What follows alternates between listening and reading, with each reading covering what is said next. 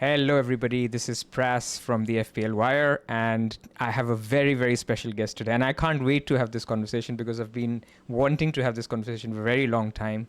I've got James, or also known as FF_Trout. James, how are you doing? I'm doing really, really well, Praz. Thanks for having me. I'm very excited to have this conversation too.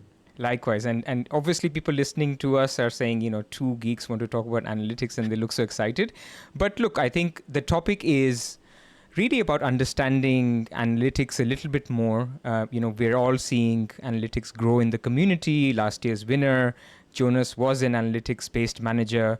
What does analytics mean? We want to get into a little bit of what does it mean for FPL? And I want to cater to people who have not engaged in it at all, but also talk to people who do engage in it. Are they doing it the right way? And I think there's no better guest than James. And so thank you for joining us. Well, that's really kind of you to say. Again, really, really excited to talk about all of this stuff. I agree. Yeah, I really, really enjoy talking about analytics. And I think that everyone can kind of enjoy analytics and enjoy learning about analytics, even if you don't want to be a kind of a manager who leads with analytics. I think that it's still interesting to think about, and we can all learn from talking to each other. So Absolutely. It's great to have conversations like this. I'm going to ask difficult questions to you. I'm going to ask questions that people want to know. Is analytics ruining FPL? And all of that is to come. But I'm going to start first with your journey. I've seen you post in fantasy football scout forums, I think 10, 12, 15 years ago. So tell me, how did it start for you? How did you engage with the game? When did analytics come about in your FPL? Yeah, wow. I don't know if it was that far back, but I've been playing FPL for a while now. And I think it's fair to say I started with a really conventional approach to the game. So obviously I was in the fantasy football scout forums. I was on all of these different forums in different places, and I think I suppose that the way that I started playing the game was just looking at players, watching the games, looking at their stats, their shots. When XG came along, I started paying some attention to XG, and basically just putting an emphasis on owning players that I thought were well represented by these statistics. But then I think around like COVID and just before COVID, so probably starting around 2019 and onwards, I stumbled across a few things. First of all, I got to know my good friend Sertalp, right. who's I'm sure that if you're familiar with me or familiar with FPL analytics, you'll definitely be familiar with Sertalp.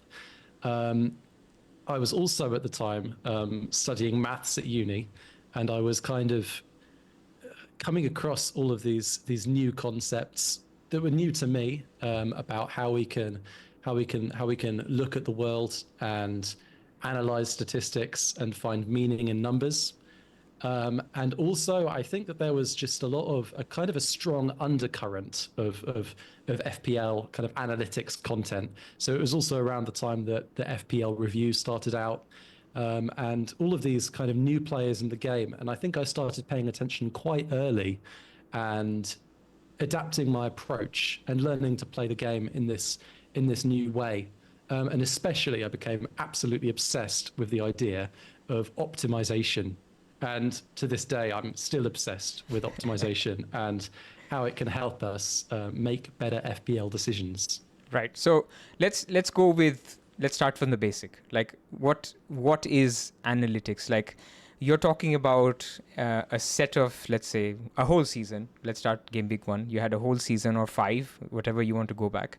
You've had a set of data, like Manchester City, Haaland plays X number of minutes, he scores X number of goals in those minutes. What do you use that, and how do you create expected points? Like, very basic, like people who don't know what is expected points and what is optimal. Yeah, this is a really good question. So at the foundation of analytics is an idea that I don't think is necessarily analytical, which is that we can break down the game of FPL into smaller parts. And this is exactly what I didn't do before, right? I was kind of trying some blended approach of, oh, how many is this guy? Has he got good shots numbers? Did he look good on TV? Pen Maybe I box should bring touches were him my in. favorite pet peeves. Yeah, there you go. Yeah, and I didn't really have any good framework for comparing player X with player Y. And when analytics kind of came about, I realized that actually you can break FPL into two completely different components. So on one hand, you can look at the prediction part of the game. You can look at, at the very basis, you can think, how many players is this, how many points is this player going to score in this game week, right? You can look at prediction. And then as a totally independent part of the process, you can say, okay, based on these predictions that we have, how can we then best put together a team to get as many points as possible and to meet our objectives in a way that's, in the way that best fits us. And to me, that's what optimal means. It's forming a team in a way that the kind of the outcomes of the team best fit our objectives. And our objective might be to try and win FPL. It might be to try and finish in the top 10K, or it might just be to have fun. Yeah. But nothing that I've actually just said, in my opinion, is that analytical. I mean, we can think about predicting how many points players are going to have, right? But you don't need analytics to do that. I can say, oh, Haaland, I think he's a good player. I watched him last week. I watched him against Ipswich, and he's so good. I think on average he might score. He's going to get at least a goal. Maybe he's going to get two, and you can kind of transform that belief into some kind of expectation of how many points he might score. And then if you want to, you can manually look at all of these expectations and try and figure out a team that gets you as many points as possible. But the analytics part of it is basically just using maths, using some kind of light modeling to help us with those two components. So first of all, modeling to see how, feeding in statistical data and betting market data to form projected points, and then using those projected points and feeding them into another model that then generates decisions. Yep. That kind of two-part process for me is fundamental to what analytics is. Yep, I think you hit the nail on the head. So, I mean, my engagement as well with analytics is exactly these two things. So if I'm looking at expected points, which, like you said, can be market data, right? We on the FPL Wire, every week we look at Rob T's market odds, goal scoring odds. All of that is feeding into what goes into market odds. It basically takes into account the opponent, the player's underlying data, how he's doing, and of course it's a buy and sell. Like what do people expect? And so that goes into what I expect this week, which is 0.79 goals, which basically in FPL means 0.79 times number of points that he can get scoring that goal. Could be 5 points if it's a midfielder. You can add the odds of clean sheet to his if it's a midfielder, and then you appearance points, and then obviously it's more complicated. You need to simulate he could get injured, he could get a 50-minute sub. All of that, which our brain is trying to do, somebody else basically does and tells me expected points for a week. So I love that. I really use that, for example, for captaincy. Like last week, I saw Palmer was pretty much as close to Haaland as it gets. Salah was below Saka even. So when I was owning Haaland and Salah, it wasn't really a decision. When I see on the timeline some people captain Palmer over Haaland, I actually say, yeah, that's fine. It was actually pretty close, even though in the end it wasn't close, but that's not the decision, that's the outcome. And that's spot on. Yeah, I think highlighting the difference between the decision and the outcome is also really fundamental to what analytics is all about. It's the belief that you have all of the information that you need really to make a decision, and it's about building a process to try and make these decisions as well as possible, and trying to, I suppose everyone's trying to not get influenced too much by outcome. But I think that us analytical players, what we really try and do is try and let the outcome have basically zero influence on us, which is really difficult to do emotionally, but it's definitely a part of what analytics is. And that's actually a very interesting segue that you come to, which is basically like no matter how much analytics I can use, like my job is analytics. I build models in finance for a living. But in FPL, the reason why I can't get into analytics, or a lot of people say they can't get into analytics, because if the model tells me buy Bruno Fernandes, I'm a Man United fan. I know Bruno Fernandes is going to disappoint. I cannot quantify it. And actually the Ugh. data says that he should have done well. So I am actually wrong because the model said he will get chances. He got chances. He didn't put them away. But my belief watching Man United over seasons and last season owning Bruno says don't own Bruno Fernandes. Or let's take it another way, the extreme example where people want to watch football games and they want to say, I want to own Haaland because I just cannot watch Man City without owning Haaland. It ruins my mood. It ruins my weekend. And if I lose 3 expected points by owning Haaland and Salah, or Haaland not Salah, who cares? Like, what do you say to that? Oh, I don't disagree with that as a way of playing at all, right? So I mean, as I said, everyone has different objectives, right? And everyone has different opinions about stuff.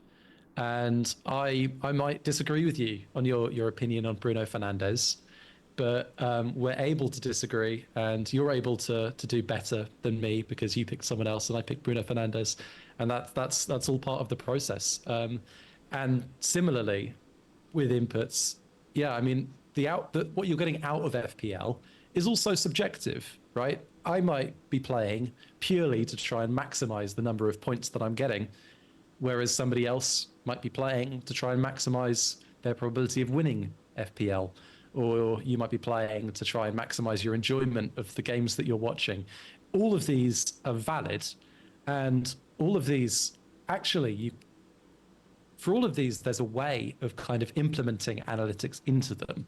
So these aren't, there's less of a conflict between different ways of playing the game than I think a lot of people feel, right? That the concepts that I've spoken about breaking the game into smaller parts and thinking about points, and trying to optimize your decisions based on your beliefs in some well-defined way is something that everyone can do, regardless of what their objectives are.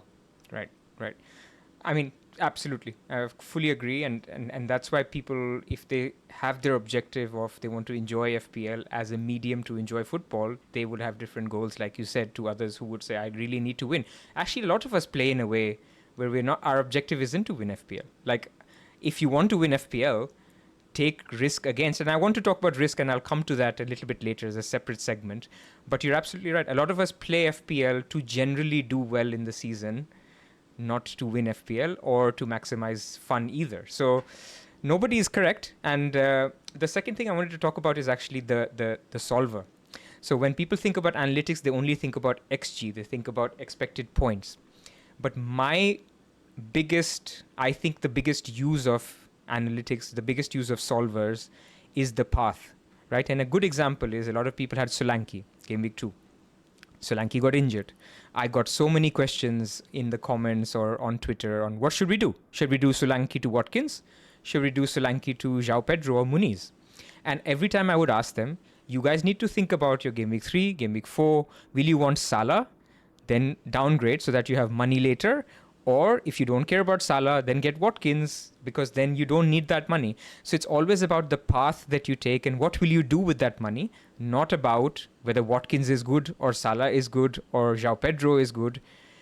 There is a difference in them, but it's actually the path that will lead to much more important implications. So tell me about the solvers, because that for me is the most exciting part about analytics. Yeah, I think you've got it spot on. It's the most exciting part for me too. So, yeah, breaking apart the kind of the solver part of the process, right? The where we can decide what decisions we can generate decisions based on projected points. I think it's important to say that. What's the best way of putting this? It's an interesting question. Like if you're thinking, if I need to engage in analytics, like let me tell you something. Like a lot of people say, bad managers are getting better because of analytics, right? I mean, a very good manager will remain a very good manager, because I think when you are given a solver, you're able to make okay decisions. You will never make a very bad decision, because what you'll do is you'll never ruin your team to an extent where in 3 game weeks from now you have no money to get to a player, or you're taking multiple hits, because the solver will tell you it's not worth it. Like, if you're going to take a minus 12 to get a Salah now, you're not actually playing in an optimal manner, because Salah may not even score 12 more points than the player that you're looking to sell for him. So I think that pathing, has really improved the average rank from a person who's using a solver versus who's not actually doing that work. Now, I'm not saying the average person on Twitter or the average listener for FPL Wire doesn't do that, but I think the solver just helps them do that a lot easier, a lot faster. That's a great insight. Yeah. So I would say that the way that I used to play the game, and kind of looking at individual players and trying to bring in individual players, it becomes really, really hard when you're looking at just individual players in single game weeks. It becomes so hard to make plans and generate lines. And yeah, you're so right. That's where the value is.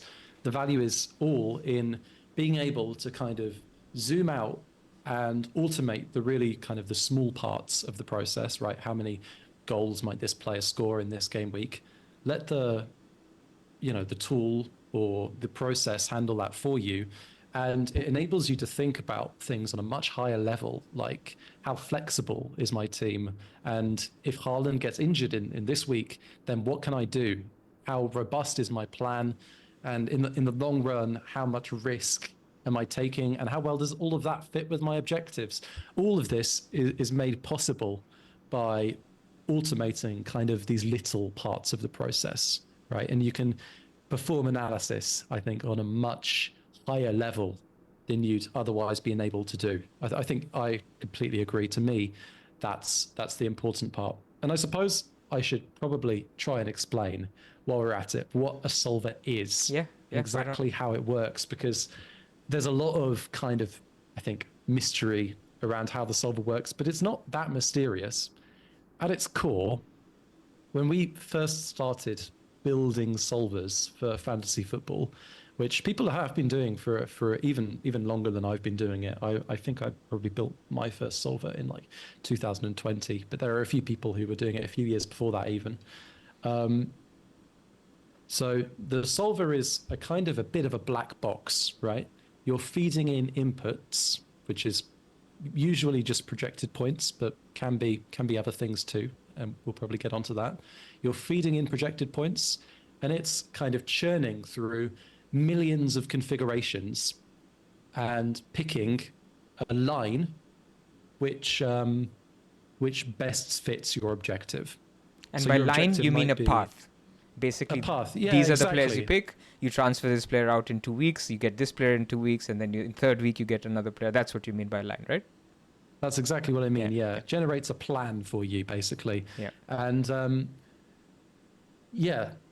where this gets really interesting, I think, is thinking about how else, that's a pretty simple process, right? You're just putting in these numbers and you're getting out a kind of an answer to the question, how do we select 15 players so that their combined sum is the highest?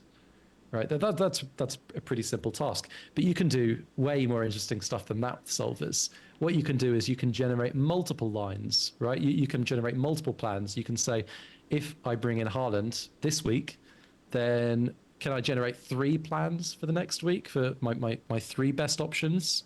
And you can really start to get a good idea of how robust a move is. It's not just about generating the top line. It's really about digging in and analyzing what making an FPL move is going to do for you in the long term.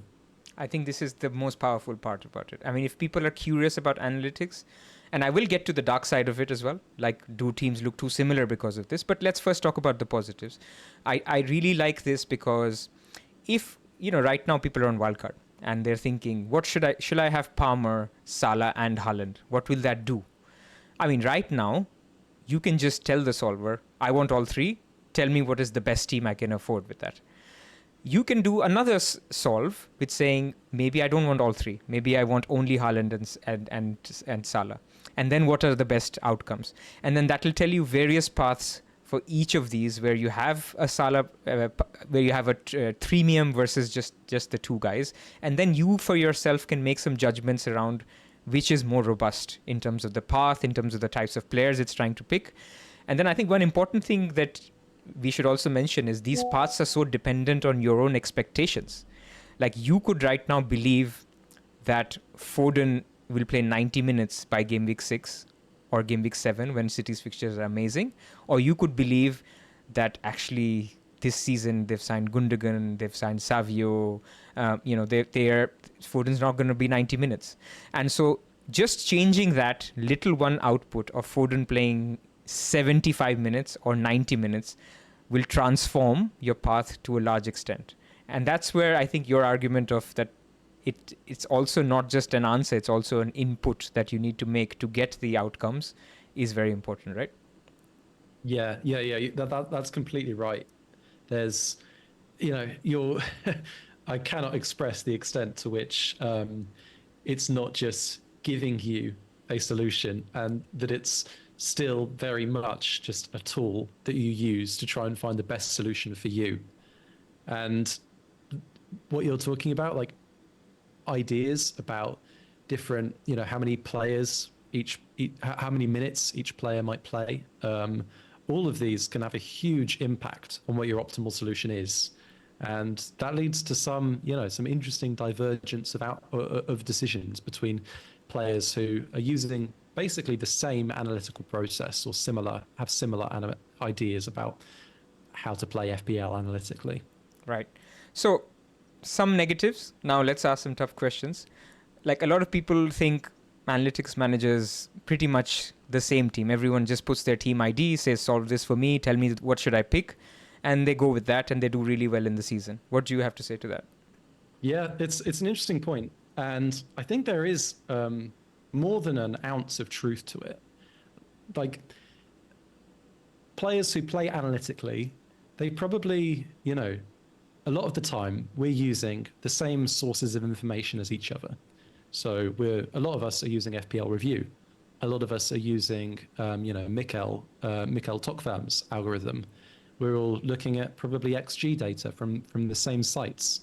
So if you're using information from the same sources, then eventually you are probably going to have more similar teams than you'll have to say people who are taking their information from completely different sources. And we saw a lot of this last year.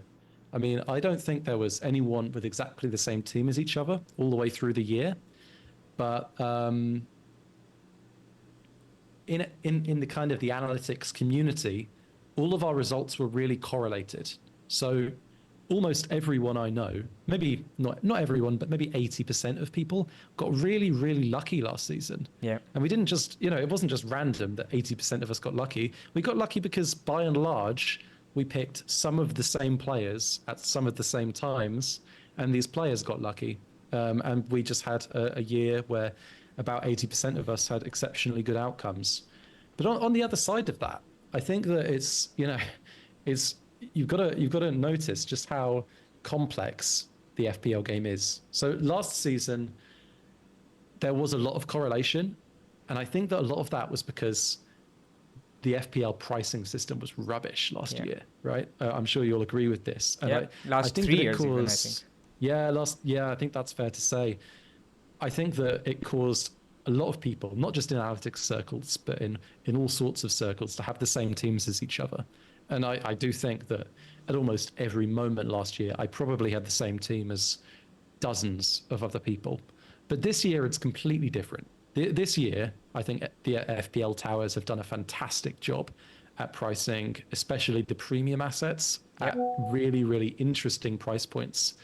And what we've seen in analytics is that I think there is even less kind of conflation of decisions than in some non-analytics circles. Like the split between people who went for Haaland and people who went for Salah, and obviously going for Haaland and Salah, that leads to a completely different team structure. there was a huge split. I went Salah, but maybe 60-70% of my friends went for Haaland, and a few people even went for Salah and Haaland, like Yeah. yourself. You know, Very few. very few, but not nobody. So what this has led to is a huge divergence of decisions and outcomes from within the analytics community. I think that there were just two players in the world in game week 1 who had the same team as me. And that Right. was, well, just one other than myself. It was just me and FPL Jan. And the reason we had the same team is because we were chatting with each other, and we agreed, oh yeah, this is a cool draft. Let's both go for this one. Right. That wasn't reached organically. Like, if that hadn't happened, I'm pretty certain that nobody would have had the same team as me. Right. And the same goes for a lot of different analytics managers this season. So yeah, I think there's an element of truth to the fact that all of our decision processes, we're using similar information, similar ideas, and that to some extent leads to the same outcomes. But this year, I think you have to kind of cherry pick people if you want to make the argument that we've all got the same team, because there are a lot of different teams in Right. FPL analytics, and it's led to a lot of very different outcomes. Like, there's people in the same mini leagues as me, like people who use FPL analytics hardcore, who are like 70 or 80 points ahead of me, even after game week 3. I wish we had the same team. No, I hear you. Look, I think for people who worry about that, I think you have to, if people like to play analytically, we have to let them play the way they want. Just similar to somebody who doesn't want to touch it and only wants to go by what they're seeing. I think it's fine to let people play the way they can or they want to, and they derive enjoyment from. And I'm in some of these group chats, I'm in some other group chats which don't use analytics at all, and I can assure you the discussions are the same. Everyone is still talking about, is Palmer going to play centrally or is he going to play wide? Because even though the model is telling them something, there's a lot of degrees of freedom in terms of how much is a transfer worth? Should I be making a transfer this week? Is it a luxury transfer? Should I be saving another one? And we will come to some of the things that have changed this season in terms of the FPL rules. But I still have more difficult questions for you. So I'm gonna keep asking them. So in the case of sort of team similarity, I think one of the issues that I have, or one of the things I don't love, is the fact that people have this MD rank, right? This rank of how good are you analytically, or how good are you from a massive data perspective. And why I don't like it is because I feel it shackles some managers. It shackles people to go differently. Like, it shackles people to say, if I feel that my best, and I don't want to use just review, you can just use any example, that the best optimal team is this, but my belief says that I don't want to buy Pedro Porro because all season I was slacking off Spurs defense, and suddenly just because a model tells me that Pedro Porro is great, I shouldn't be just doing that blindly. I can get, 4.5 defender, I can upgrade a Bruno Fernandes to a 9.5 million midfielder like a Kevin De Bruyne, and I'm happier because I'm playing with my beliefs. No analytical manager will do that because their MD rank will suffer a lot. They will lose a lot of EV. It feels like they're shackled by EV a little bit. What do you say to that? Yeah, this is an interesting point, and something that I think I have a lot of different thoughts about, and something that maybe my thoughts have changed on this in the last few years. So the first thing I would say is that I think that people actually enjoy playing like this, and sometimes, not always, and I think sometimes people do feel kind of shackled, and that they do feel like, oh, if I do this, this isn't an analytics move. This isn't, some people do feel like that. But actually, there's people who actually, I think, enjoy, and maybe I think I was one of them a few years ago. They don't enjoy the prediction part of the game as much as they enjoy the kind of turning these predictions into team making decisions.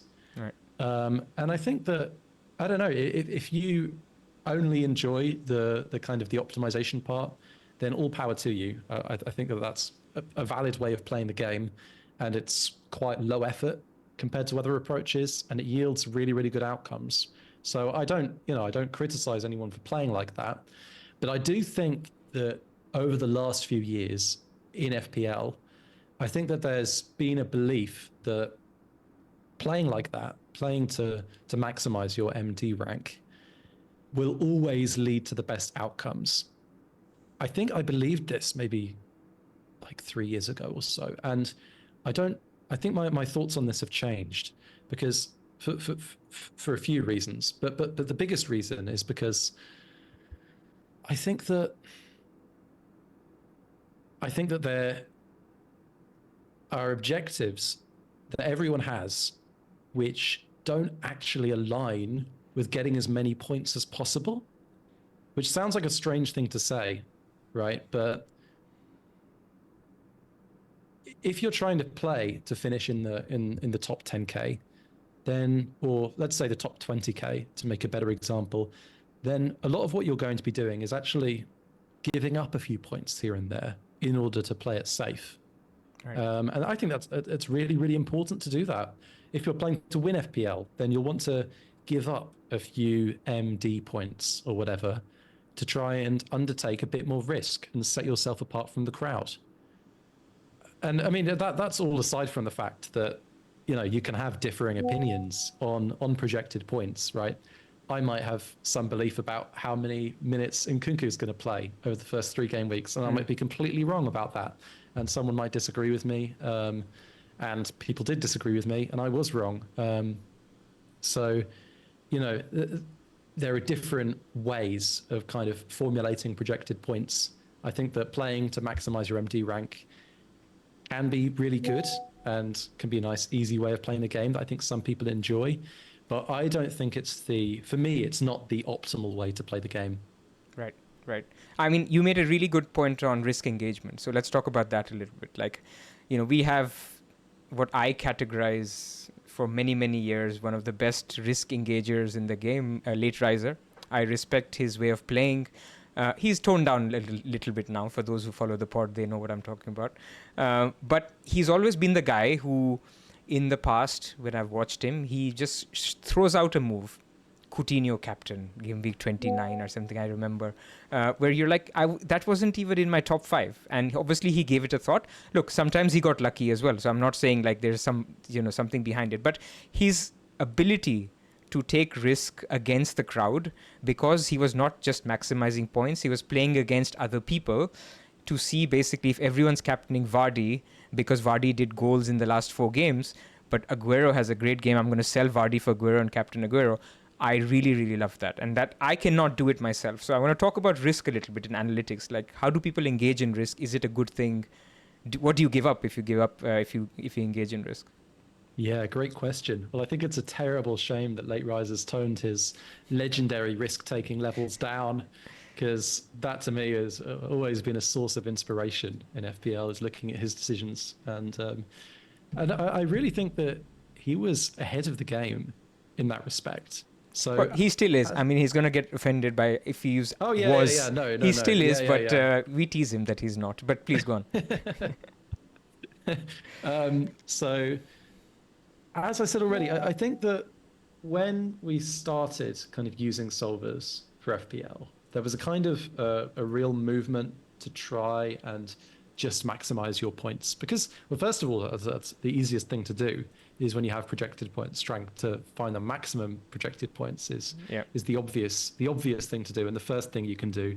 And there's, I think, kind of there was a bit of a belief that if you were straying from what your solver told you would get the most points, then that's probably somehow damaging your objectives.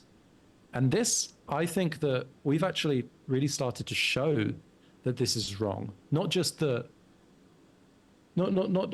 play around with different ways that it might be wrong, but I think it definitely is wrong, right? So we can really start to look at kind of different risk profiles, right? So imagine, obviously, everyone is, to some extent, trying to get as many points as possible, but you can also be risk adverse and try and play it safe, or you can kind of try and increase your risk engagement levels.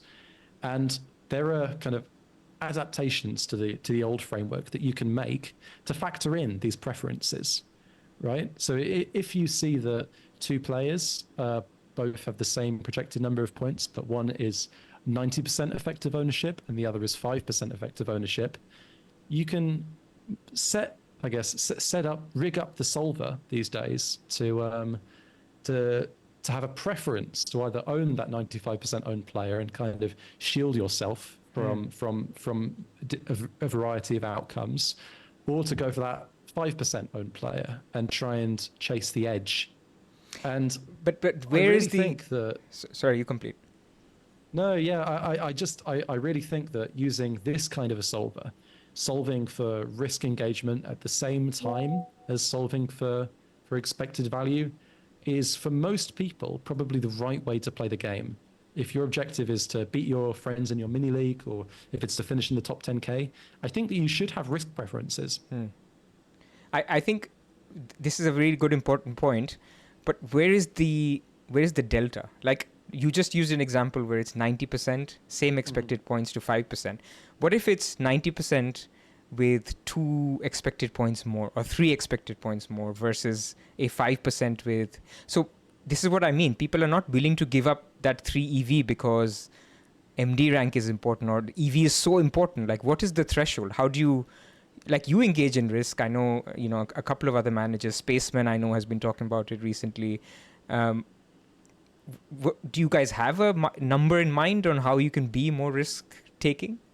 Yeah, this is really right at the cutting edge of, I think, how we're trying to play the game, because no one was really trying to think about how we can build a framework for risk engagement until really the last couple of years. And these are exactly the questions that we've been trying to answer. So one thing that I would say is that at this point in the season, I think that if you're trying to win FPL, I would say that it's worth... it's really difficult to put numbers on because this is a really no tough, pressure. You don't have to give a number now, but subject. You agree that But there is okay. something there, like in terms of you give up some expected value for taking risk, and that could mean you fall flat and have a poor season, because it has to be both sided. Like, if you're taking risk, sure, you should be ready to finish 500k.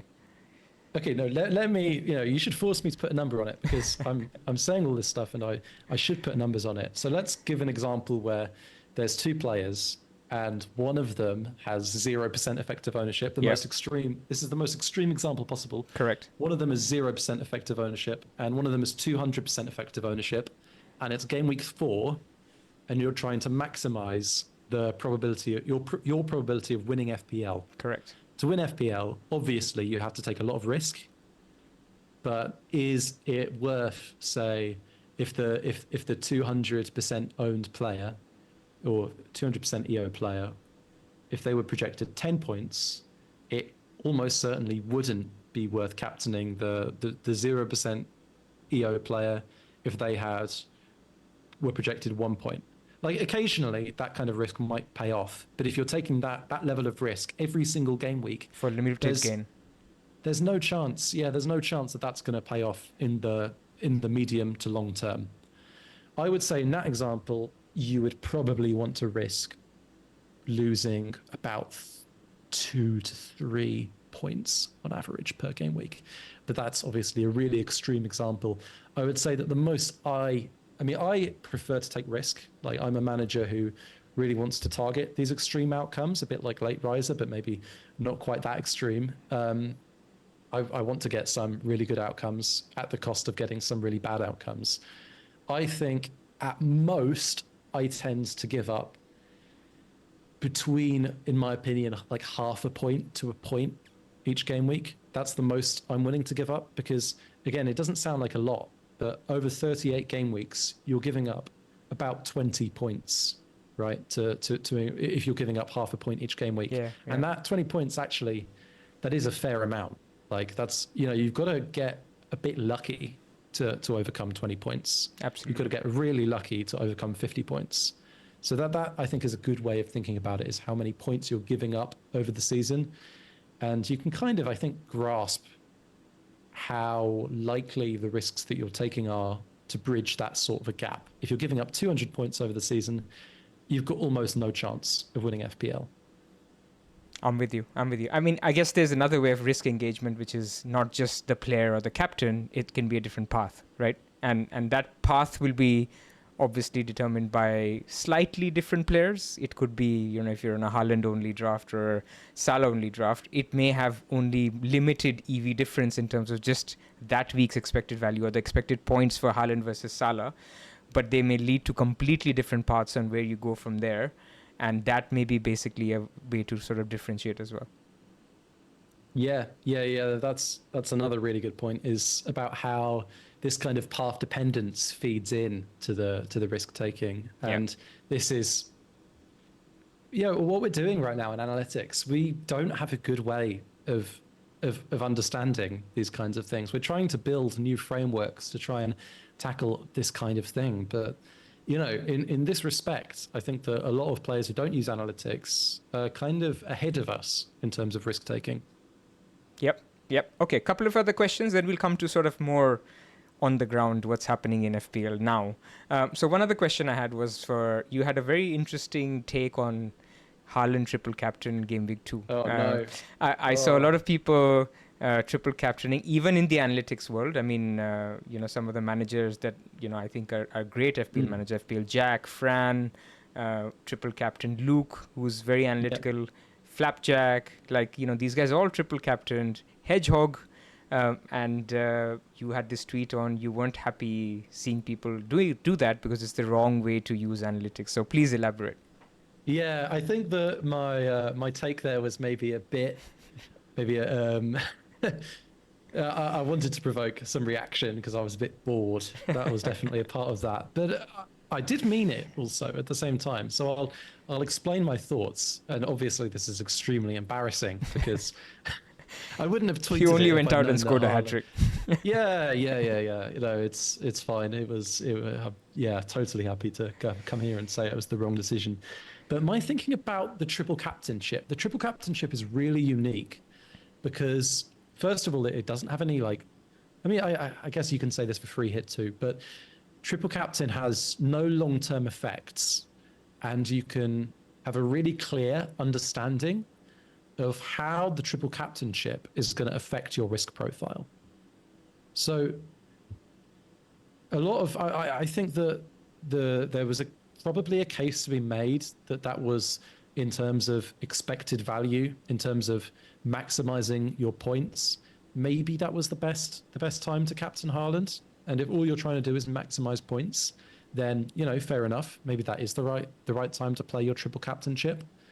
But to me, the power of triple captain is that if I am, say, ranked first in the world, let's use another extreme example, in game week 30 or game week 35, I can use my triple captainship to decrease the amount of risk that I'm taking. I can use it to cap. I can control my outcomes. I can triple captain the most popular triple captain, and block, be certain basically. that I've done that. Yeah, exactly. To try and kind of make sure that my outcomes are really well correlated with the field, so that I can achieve my objectives. At the same time, if I'm ranked 200,000th in the world and I'm not happy with that in game week 30, I can use my triple captainship to try and captain a real fringe player, and to try I can really, you can get a lot of, there's a term called free risk in analytics circles, and playing your triple captainship kind of later on in the season, where you kind of know where you're at and you have a really clear idea of how you want to expose yourself to risk, you can undertake a lot of free risk for relatively little EV cost with the triple captainship. And to me, that is, I think, the most powerful way to play the triple captainship with respect to somebody's objectives, is to play it later in the season when you know and have a good understanding of exactly what kind of risk you want to take, and you can understand really well the kind of risk that you are taking with it. Whereas I think that people playing it in game week 2, frankly, played it without a really strong understanding of how this is affecting their overall distribution of outcomes across the season. And even though obviously it's had a really positive effect on their distribution of outcomes, and so I can't criticize them. Fair enough for No, that. absolutely. I think in general, it's better to play your triple captainship later on in the season. I hear you. And by the way, another example is the Gameweek 38 transfer, right? A lot of people engage in free risk with that because they know that there's no repercussions. You can make a bad move and that's it. It's all over after this anyway. And last season, I could have got Havertz, who was a midfielder, for whoever my midfielder was, but I chose Eze because everybody was buying Havertz. And I felt there was not much difference between the two players. And then it was free risk. Eze ended up getting 14 points and Havertz got 1 assist or something. Doesn't mean it was a genius move. It just turned out to be a risk worth taking. So I think similarly, triple captain, because it's not path dependent, like you said. You can play it whenever you want. And a lot of people on Twitter would know the very famous KDB triple captain by Andy Martin. But Genius. That was a free risk example. Like he was trying to chase, and that was a good way to chase, and it had a good outcome. Obviously, it can also backfire. No, absolutely. The Andy Martin KDB triple captain is the perfect example, because if you want to target these really, really extreme outcomes, you have to do drastic things. And it's difficult to do drastic things when you've already played your triple captainship in game week 2. Awesome. So now I'm going to come to team value, because I know you had a really nice post as well on Twitter on team value. So I've got this chart up that you had posted in terms of starting amount in the bank and optimized projected points per game week in the next 10 game weeks. So talk us through it a little bit. Yeah, sure. Yeah. So this is another thing that we can really dig deep in with analytics. And I don't think that you have to be an analytical manager to find value in this, right? So I think historically, there's been a bit of a trend of never making early moves and kind of disregarding team value, putting team value last in your order of priorities. And there's managers who have had fantastic success by not caring about team value, like Fabio Borges. He's, I think, come out and said a few times that he doesn't use team value as part of his process, and he often finishes the season with something like 102 million, which is relatively low, but still gets fantastic outcomes. So a really interesting question to ask is, how much does it actually matter? Can you put a number of points on having a bigger budget? Because in theory, right, if I have 1 million more in my bank, I can buy better players, and those better players are likely to score more points than the ones I've got if I've got a lower budget. So clearly, somewhere in there, right, there's some implied value of having a bigger budget, and it's really impossible to eke out exactly what the figures are there unless we use analytics. So that's what I've done, is to ask kind of what's the value of having a bigger budget. I've asked a slightly different question. I've asked how many more points can your team get right now if you wildcarded, or how many projected points would you get if you had a certain team value? Right. So what we're really trying to do is we're trying to give a numerical value for every single price drop or price rise.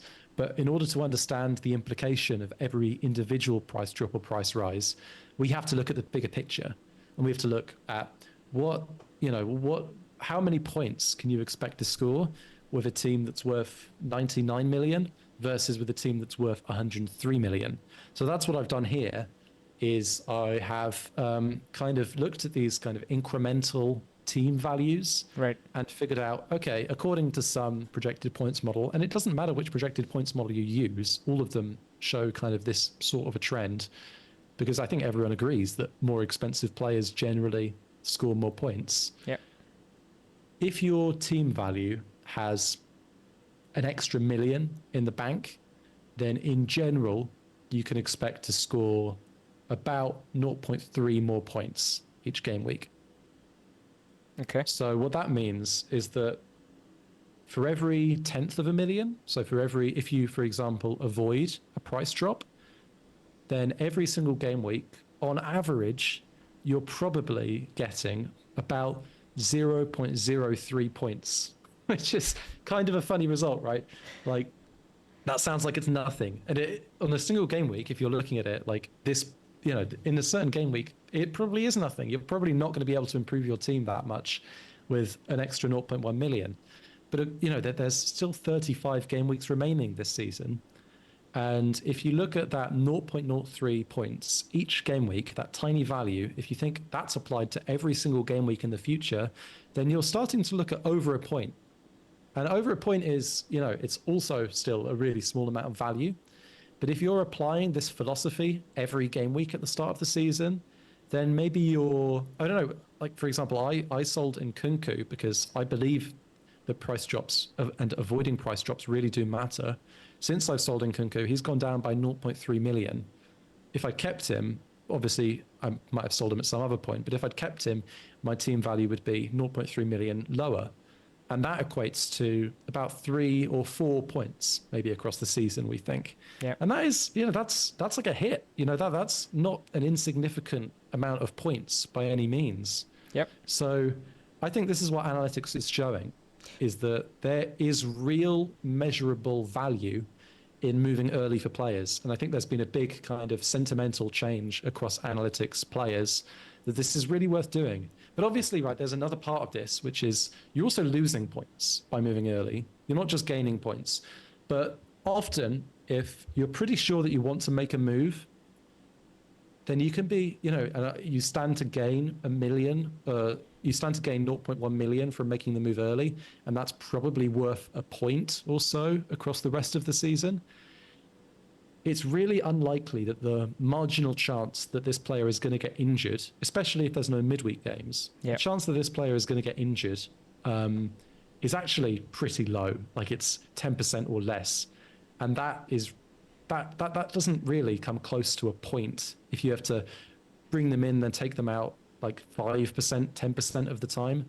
It's not worth anything close to a point. So, but two counters, James, to your point.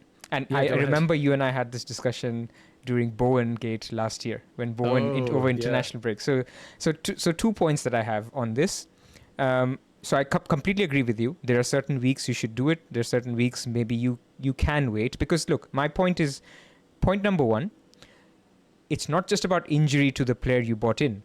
It could be injury to any of the other 14 players that you have, right? And if that happens, then maybe there was a better move that you could do that could get you a higher EV uplift. If you're changing an Nkunku to, let's say you got Rodgers, right?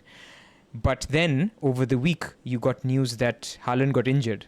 So now you probably have to take a hit for Haaland, whereas, a Haaland to Watkins move is a much more, a no Haaland to having a Watkins instead of going for a Rodgers has a much bigger impact than a 0.1 loss. And the second point is that even if, let's say, there was no injury to anyone else, like over the week, there could be an injury to somebody else you don't even own that could change your path. Like, let's say that Jota got injured. Darwin Núñez suddenly became available. His minutes went up. So your optimal transfer wasn't Nkunku to Rodgers. It suddenly became Isak to Darwin Núñez because Liverpool's fixtures now are absolutely incredible. How do you quantify that? Yeah, great question. Really good question. And we quantify it by exactly that, trying to quantify it and trying to put numbers on these kind of fringe scenarios. So, for example, the Haaland, that is exactly the question we should be asking is, what if Haaland gets injured in training and we have to take a hit to remove Haaland to switch around our premiums or whatever? Because obviously you probably do have to take a hit for Haaland because you can, with that money, buy a player who's scoring more than 4 points. So you have to think, okay, we stand to gain about 1 EV and we stand to lose about 4 EV. So, and by EV, I just mean the amount of points that we on average expect to score. So let's think, in order for this to be worth it, we have to, these kind of fringe scenarios that cause us to take a hit later in the game week have to happen less than 25% of the time, because a quarter of 4 is 1. So in order for the good and the bad to be balanced, it would have to happen about 25% of the time. If it's happening less than 25% of the time that we're having to take a hit later on in the game week, then it's probably worth doing. And I think most of the time, especially if there aren't midweek fixtures, if Haaland's not playing Champions League or whatever, I think that most of the time, the probability of something extreme enough that you would want to take a hit or almost want to take a hit to kind of go back and, make a completely different decision to what you originally wanted to do. I think most of the time it's less than 25%, and quite a lot less than 25% actually. So for me, most of the time, that kind of marginal gain in team value across the rest of the season tends to outweigh it. But you're right, this is a very details-oriented kind of analysis, and there's lots of like back and forth arguments and counter arguments, and it's really difficult to quantify just how much you expect to lose by information that you don't know yet, because you don't know what's going to happen. Anything could happen. It's very difficult to quantify these kinds of unknowns. Correct. And look, I think that's where we converged. Like I agree, there's certain weeks where team value is important. Early season very important, not only because prices changes are volatile. There is no midweek fixtures, and not a lot anyway, so you can be a little bit risk taking. The second thing is you have a wildcard to bail you out. Like I've taken 2 early transfers this week. If 2 players get injured over international break, I pull it. And with the new rule changes, actually I get those back anyway. So it's actually, it makes it better to take a little bit more risk earlier. And it's also dependent on your team. Let's say you have a couple of players that are a little bit iffy. Like let's say you're holding on to Watkins, who's just taken out, gone out of the internationals for England. Or let's say you still have Solanke and you're hoping that he's back. Then I think you should wait, right? Because maybe the transfer is better spent on Solanke out if Solanke is still not ready after the international break. So I think it's always the answer is grey, but I completely get your argument that team value does matter. And for those people who will say, guys, look, you can do all the analysis you want. Sometimes you pick a player who's 0.5 cheaper, who does more points, and that's fine. I mean, that's variance. So that's a different discussion to what we're having now. If a game is priced correctly, then a player that is even 0.2 priced higher than the player who's 0.2 less should score more points in theory. So I think that's the summary of this.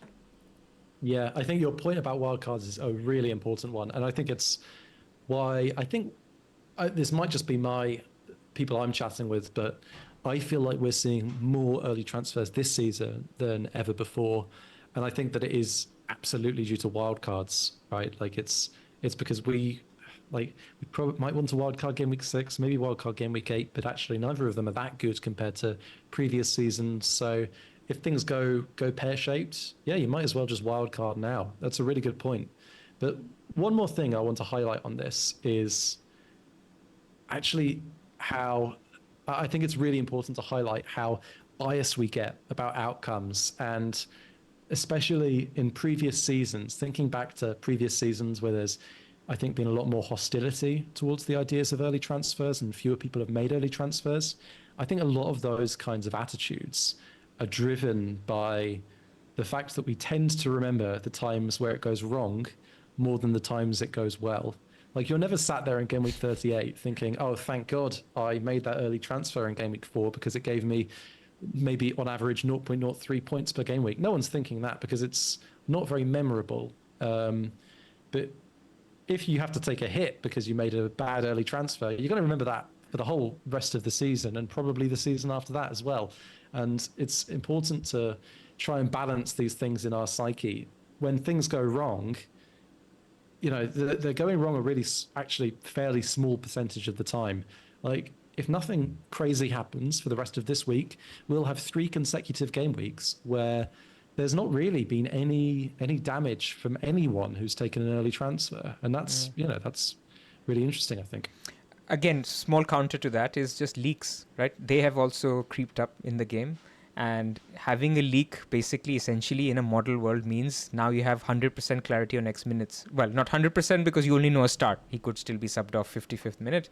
But you now know that it's a much more certain projection. Let's say Liverpool is the 3 p.m. kickoff on Saturday after the international break. Jota is not starting. I have kept 1 free transfer. Jota is not starting. I get Diaz. So what is the value to waiting in that sense of you get a leak and you get a player who's starting with that similar upside and you don't get a 1-minute cameo and you're hesitant to take a hit? So that's the You're other right. counter. That's another fantastic counter, by the way. Yeah, it's really difficult to quantify the value of things that we just don't know yet, Yeah. and the value of these unknowns. So you're right. In a week where we might be expecting some kind of leaks, and those leaks are likely to affect our decisions, I would be much more adverse to making an early transfer. But I think it's, at least for my team, in the game week so far, I don't think that my paths have really been dependent on leaks, which is why I've been so happy to make these early transfers. Awesome. I loved it. Team value is so important, and people's back of people's mind. They don't even think of analytics as team value kind of thing, or team value as an analytics thing. But I enjoyed that discussion. We've actually gone over an hour. We haven't even discussed your team or anything. So I'm enjoying it so much. I hope you all listening are as well. Let's go to team strengths. I just want to cover quickly. We talk about in models. Models are more robust. They take longer term data. They are better than the eye test or our gut feel, because our gut feel changes every day, and we have very small memories in terms of if Diaz is looking good now, we'll change and say Diaz is better than Jota. So, and forgetting that Jota has been a good finisher.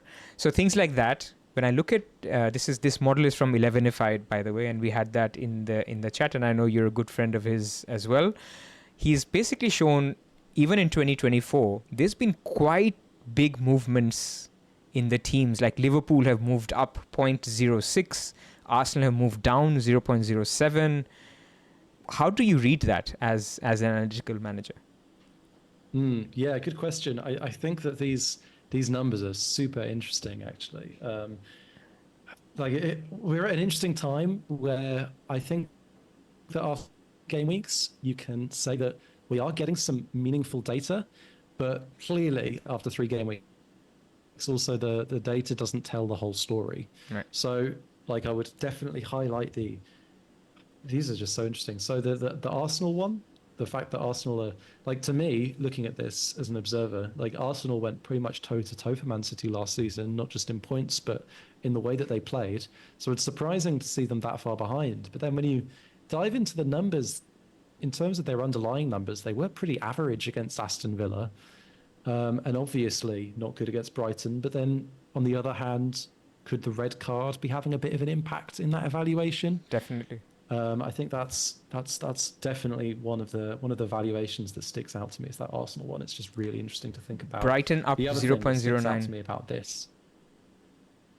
Yeah, that's huge, isn't it? But again, the red card probably Again, red has card. some kind of marginal effect. Yeah. So it's really it's difficult to quantify, especially when we've only played 3 games, how much a red card for half of one of those games changes these valuations. It's a really interesting question. So tell me about, from a solver perspective, let's say Arsenal draw to Spurs and lose to Man City. So obviously a lot of people will be piling onto Arsenal because they have 2 really good fixtures in game week 6 and 7.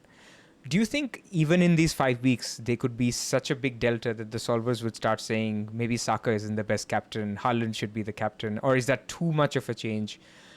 When do solvers actually react? A lot of people think I can beat the model because it takes a long time to react to trends. I can beat it because the solver is not picking up that, Brighton defense is much better this year compared to De Zerbi, and things like that. What's your reaction to that? Great question. So I think that what analytics has told us, and what kind of analyzing the predictive value of these kinds of statistics has told us, is that as humans, we tend to really zoom in more than we should and kind of think about the short term too much. And that really, before we start to get any significant meaning that I think should be completely changing our mind on what were pre-season fairly fixed decisions, we would want at least, say, 8 to 10 game weeks of data. But even if you have 8 to 10 game weeks of data, I think that, let's say we're in game week 8, I think that the opinion that I had on Arsenal, based on how they played for the whole of last season and even the season before that, should have much more weight, or at least, quite a lot more weight in my mind than how they've played for the first 7 or 8 game weeks of this season. Even if Arsenal continue to not be at the same level as Man City or Liverpool, I think I'll still believe that they are, just because for such a long time period they've sustained such a good level of performance. Agreed. So to answer your question, I don't see a scenario where I don't own, triple Arsenal for those two fixtures. Agreed. Okay, so that's that. We're now going to come to your team. But before we come to your team, I just want to ask people, if you're liking what you hear, please like the stream. Show James some love. We've had him on the wire for the first time. Hopefully more to come. And the second thing I want to talk about before I come to your team is basically your new initiative. Like Sertalp has been very coy, mysterious with his announcement. What can you say about this new tool or this new initiative that you guys are working on? Yeah. Well, we're super excited about it. I think that me and Sertab, we've been friends for a really long time and been discussing how we can use analytics in interesting ways in FPL for years now. And we've also got other friends, so we're also working on this with Jürgen and Johnny, FPL Spaceman. And what we've really wanted to do for years is build a tool that's kind of really innovative and state of the art that can help. Like, I realize, a lot of the concepts that we've been talking about in this chat so far are really abstract, and it's kind of actually impossible for someone without, like, who's not, really dived into this and written some code and has some kind of technical understanding of how solver and optimization work. It's really difficult for them to leverage the ideas that I'm interested in and that we've been talking about. So what we really want to do is build some kind of a tool that enables everyone to be able to use analytics, not just hardcore analytics people. We want really everyone to be in on this and everyone to kind of see the value in the ideas that we're talking about. Love it. And when can we expect this new initiative to be out? We'll see. I think early 2025 is our kind of idea for it at the moment, but we will have a lot of updates going forward. So there's a newsletter where you can follow what we're doing at fploptimize.com/signup.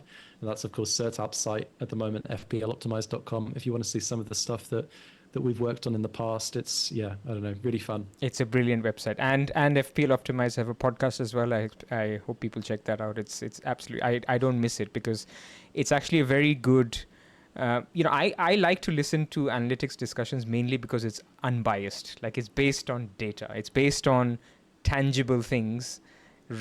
I like opinions, and those are different podcasts that I like to listen to. But I love FPL Optimize because Sertalp just breaks stuff down very analytically, and that's my kind of sort of content that I enjoy in FPL.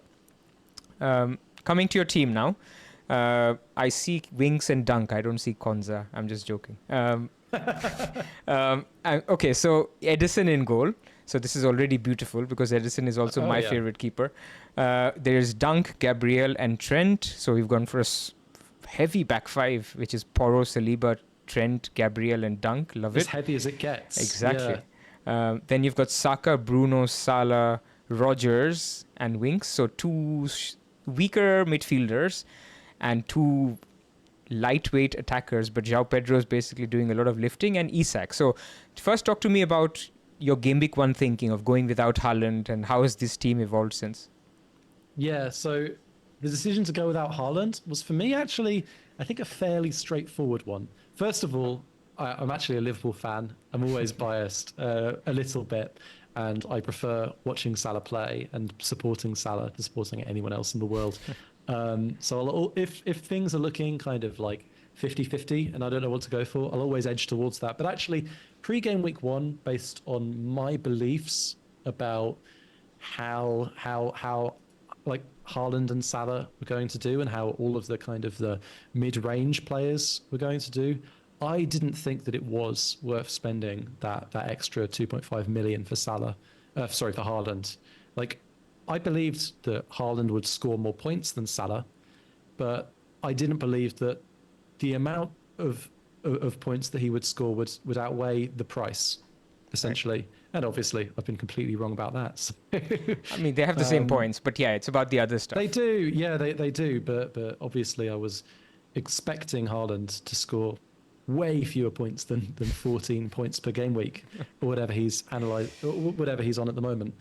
I think I've always been a really big advocate of big at the back. I think that people tend to underrate the value, especially of premium goalkeepers. Like there's been conventional wisdom going back decades that having a 4.5 million goalkeeper and maybe a 4.0 million goalkeeper is just the best way to play the game because goalkeeper returns are difficult to predict. I think that one thing that analytics has taught me and that people modeling the game have taught me is that actually there is real tangible value in going for a player who plays for a team with going for a defender, a goalkeeper even, who plays for a team with a better defense. And that these, in the long run, even though you can't, get a reliable outcome every game week, these do tend to shine through. And the same goes for defenders, is that it can be worth, really spending the extra million, and you do get a lot of bang for your buck in that area. And I think the same was true at the start of this season.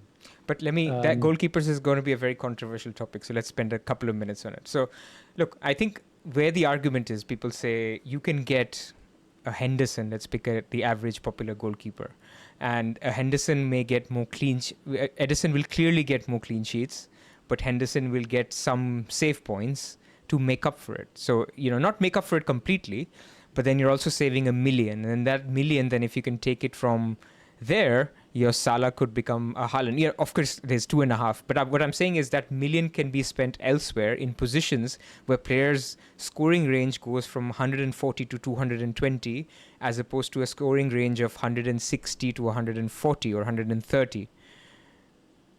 Yeah. It's a kind of a counterintuitive concept, I think, the viability of premium goalkeepers. I think that obviously to some extent the clean sheet thing is offset by the fact that budget goalkeepers tend to make a few more saves. But I don't think that that's quite as true as people think. Right. And I also don't think that I also think it's important to point out that premium goalkeepers actually tend to score basically as many bonus points as budget goalkeepers, because especially this year. Especially this year, yeah. But because they're more often on the side that has the clean sheet, this kind of weighs into the bonus point system more than the saves and the penalty saves. I think that I reject the kind of the difference in points that you can buy with an extra million in midfield. Like, where do you think you would have spent the extra million for me in game week 1? It's kind of an interesting question. Porro up to Robertson, let's say. Yeah, Porro up to Robertson. I just think that the Edison gain is bigger there. I don't think that Robertson is a huge upgrade on Porro. I think I love Robertson, by the way. I think if I was wildcarding right now, I would totally pick Robertson, and maybe I wouldn't pick Edison. But for me, game week 1, I really strongly believed that the difference between Edison and Henderson was greater than the difference between Robertson and Porro. Fair enough. I mean, it's always been in my mind as well. People who listen to me know that I like Edison, but I usually go for Edison at the back end of the season, where I feel the clean sheets in a double game week, but I'm not only getting access to the City clean sheets, I'm also not getting access to a defender from City who probably has a minute's risk of playing one game and not the other. So then for me, an Edison becomes like a clear pick. He's always disappointed me, but that's a different question. That's an outcome. But in terms of decision, I always think, yes, okay, I want the minutes from City defense 2 times 90, which, very few City defenders can give me. Then I get that. But look, it's fine. It's okay to disagree there. Like if I was building this, I would take the Edison money, put it in Armstrong, obviously with hindsight, to a Muniz, who also has not done anything. But I would just say Muniz was slightly better, and then Porro up to a Robertson, or I don't know. But I would have tried to do something around that. But it's okay. There's always a ongoing discourse on keepers, and there's no clear answer. I think Raya, for example, is one where it has worked out really well if somebody spent that premium goalkeeper money. So I think you've talked about Haaland, you've talked about the Salah structure. How does this team evolve? So you had Nkunku, I believe, who became Rodgers. Is that your only transfer? That's correct. Yeah. Yeah, that is my only transfer so far. So currently I'm sitting on 2 free transfers. I think that this is a kind of interesting season especially with the rule changes. How we're viewing free transfers is a really interesting question, because I came into when I first heard about the rule change, I thought, oh, we're all going to want to be saving our free transfers at the start of the season because we're going to be able to use them later on, because there's more flexibility about when you can use your free transfers this season, which wasn't the case previously. But the other effect of the rule change is the first wild card is really not that powerful, because you can do these kind of mini wildcards elsewhere, and your transfers, they roll through the wildcard. So the effect that I think it's had for me is meaning that I'm quite I'm quite eager to make these moves and really chase the edge right now. So I'm going to be spending both of my 2 free transfers this week. I'm going to be I think, I mean, this is maybe a bit controversial to say. I think my biggest mistake preseason was not going for Eze. Yeah, I think Eze same. has, he's shown us he's a fantastic player time and time again. He's almost certainly on pens for like the foreseeable future, and he's just such a good FPL asset right now that I think I need to cut to the chase and get him in urgently. So one way or another, my move is going to be Winks to Eze. And it's just about where I'm getting the money from to fund that. Right. So an obvious option is to downgrade Armstrong to a 4.5 non-playing forward. I mean, I don't know if you've seen the 4.5 options this year. They're absolutely rubbish. Yeah. None of them are going to play any minutes in any conceivable universe. But you've got a good bench with defenders, so I think it's... Yeah, that's true. And with the wild card in hand, having a weak bench doesn't matter so much, because, again, if we get into these kind of disastrous scenarios where 2 or 3 of my players get injured, I can just wild card. It doesn't really matter. Interesting. Yeah. And so that's going to be me. Taking it forward, do you have a wildcard window in mind when you do it, or you're flexible, like you said, depending on whenever something hits the fan? Yeah, so I think my thinking about this when I was making my Game Week 1 team was that I wanted to stay as flexible as possible. And that's really what motivated me to own the triple Arsenal, right? Which I think most people didn't for Game Week 1, is that I didn't want to have to be locked in to wildcard Game Week 6, which I think that is going to be the most popular strategy. And maybe for some people, it would be the best. For a lot of people, it would be the best strategy. But I wanted maximum flexibility, and I wanted the option to play through Game Week 6 and Game Week 7 without deploying the wildcard. I think for me, it's looking like the best time to do it is going to be Game Week 8. Yep. I don't think this is going to be a season where we're going to want to hold it for a really long time. Like previous seasons, I think I've held it till like Game Week 14 and Game Week 15. But with the way that we can roll transfers now, I just don't see that happening. I think you're going to want to play it earlier for maximum impact, to really chase these edges for points and for team value as well. So yeah, I think I'll be playing it in Game Week 8, and I think I'll probably be going Haaland when that comes around, and not Salah. But we'll see. It's still really close because their pricing is so good, and that could change. So you're not on the Nomium bandwagon, because I've seen in some analytics circles. Yeah. It looks pretty good, I think, for the Wildcard 6, but I think maybe a bit less good for Wildcard 8. That's but to be honest, I'm still relatively chilled out. Like, I can still Wildcard 6 if the Nomium draft is just so overwhelmingly epic, which, of course it will be, because it's Nomium. Nomium, for people who don't know, is no Salah, no Haaland. So that'll be interesting if people go with that. I certainly will have Haaland. Because their fixtures after 7 are just amazing, and then I'm open to losing him if there is an opportunity. But we'll leave it there. James, lovely to chat with you. We've had quite a long chat. I've made you speak a lot, but thank you so much. I loved the chat. I hope others who are listening to it did as well, but I certainly did love it, and thank you very much for joining us. Thanks, Pras. No, it has been an absolute pleasure. I've really, really enjoyed it as well. It's been great getting to know your thoughts about analytics and sharing it with everyone else. So thank you for having me on. Absolute pleasure. Where can people find you on Twitter again? Yeah, FF_Trout is my handle. And anywhere else do you frequent where they can find you? If people... I think the only other place I sometimes pop up is Sertalp's Analytics Discord, which I'm sure he has a link to somewhere. But yeah, the analytics Discord. But mostly I'm just on Twitter making outrageous claims about why triple captaining Haaland is a bad idea and stuff like that. Excellent, excellent. Well, lovely chatting with you. Thank you everyone for tuning in, and we'll be back on Monday where LR is talking to Elon. Elon's not on Wildcard. He's just off to a flyer. So that's an interesting chat. Look forward to that. Thank you very much. See you all later. Bye.